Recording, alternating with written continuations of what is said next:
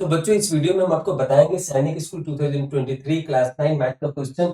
यहाँ क्वेश्चन क्या है? If a 4-digit number 2xy8 is exactly divisible by 3, then which of the following is the least value of x plus y? तो पहले आप question को समझिए। यहाँ पे क्या बोल रहा है? यहाँ पे क्वेश्चन बोल रहा है कि 2xy8 ये 4 डिजिट का नंबर है, ये हमारा 4 डिजिट का नंबर है। तो यहाँ पे x एंड y जो डिजिट मिलेगा उसका सम मिनिमल क्या होना चाहिए, इस ऑप्शन के अकॉर्डिंगली आपको फाइंड आउट करना है। Which of the following is the least value of x plus y? x and y individual नहीं फाइंड आउट करना है, x प्लस y का वैल्यू यहाँ पे फाइंड आउट करना है। एंड वो नंबर हमारा जो भी यहाँ पे x y का वैल्यू आएगा, so that number must be divisible by 3।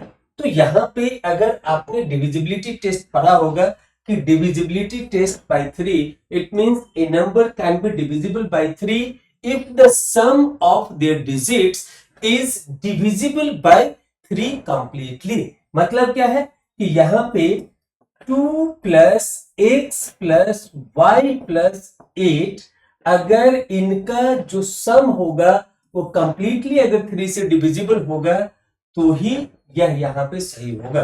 तो यहाँ पे अगर आप इसको लिखेंगे तो क्या हो जाएगा? तो 8 plus 2 is 10, so 10 plus x plus y divide by 3। अब यहाँ पे क्या है कि हमको यह सोचना है कि x एंड y का क्या ऐसा वैल्यू ले ताकि वो 3 से एग्जैक्टली डिविजिबल हो जाए इसका सब। तो यहाँ पे अगर आप x एंड y के वैल्यू को देखेंगे तो नेक्स्ट डिविजिबल नंबर क्या होगा? तो 10 के बाद 11, 10 तो 3 से डिविजिबल है नहीं तो वो नहीं होगा। एक्स वाई का वैल्यू 0 0 हम नहीं ले सकते। अब उसके बाद क्या होगा कि अगर हमने यहाँ पे ये 11 को देखेंगे कि अगर मान लो कि x 0 लिया y 1 लिया तो भी यहाँ पे 11 3 से डिविजिबल नहीं है। तो नेक्स्ट इमीडिएट नंबर क्या हो जाएगा? तो 12 होगा।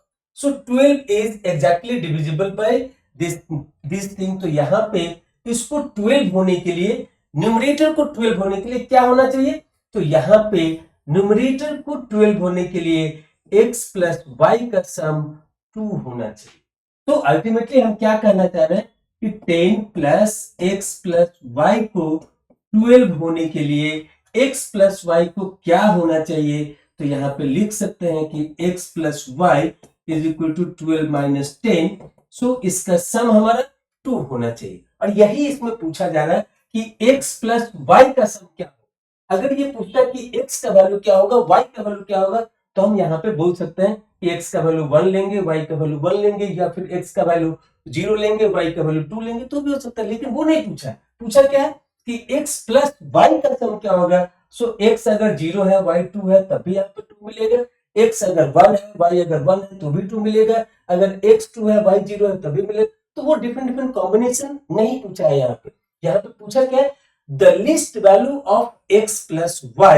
So by that way, our answer is 2, and that option A is the right answer for this question. यहाँ पे x y का इंडिविजुअल वैल्यूज भी पूछ सकता था। तो क्या क्या कॉम्बिनेशन बन सकता है? तो x y का कॉम्बिनेशन बन सकता है 1 1, फिर 0 2, फिर उसके बाद 2 0। क्या और कोई ऐसा कॉम्बिनेशन है एक्स वाई का जिसमें आपको इसका सम 2 मिल जाए? सो यहाँ पे अगर आपको पूछता यहाँ पे कि एक्स वाई का वैल्यू क्या होगा, इस तरीके से कॉम्बिनेशन बना करके कोई एक यहाँ पे दिया जा सकता है। लेकिन यहाँ पे वह नहीं पूछा है। यहाँ पे पूछा है एक्स प्लस वाई का लिस्ट वैल्यू क्या होगा, तो वो होगा 2। इस तरीके से ऑप्शन ए इसका राइट आंसर होगा। So by this way, this is the end of the explanation for this question.